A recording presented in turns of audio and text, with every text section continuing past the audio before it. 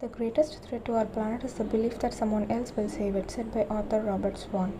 I am Maragathavali L from the Department of Electronics and Communication Engineering. My teammates are Jyoti Lakshmi R and Kritika A. We are doing a project on electric bike guided by Sendil Kumar sir. E-bike is a bicycle with an integrated electric motor which can be used to assist propulsion. Not everyone would be able to afford a Tesla electric vehicle, but an electric bicycle is very affordable and a lot of fun. E-bikes use rechargeable batteries and typically travel up to 25 to 32 km per hour. E-bikes are zero-emission vehicles as they emit no combustion byproducts. The environmental effects involved in recharging the batteries can of course be reduced. The battery that we are using is lithium ferrophosphate. Each cell is 6 amps per hour. The motor requires 5.2 amps per hour to run for traveling a reasonable distance.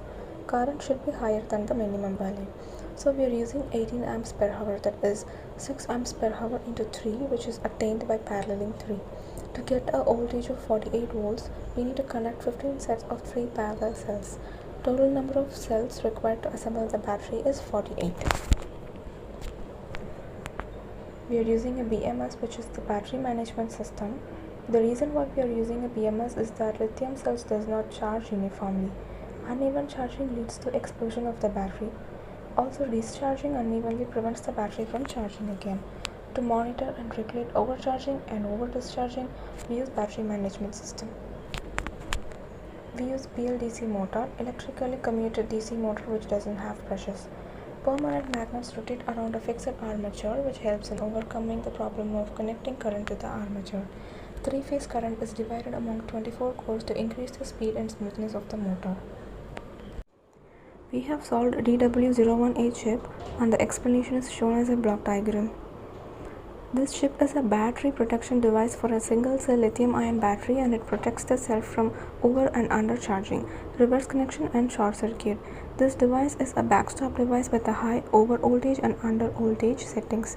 The DW01A requires an external dual FET to control the ground line to the battery. By using the FET, the ground line is disconnected during the current error conditions, that is short circuiting, over discharging and overcharging.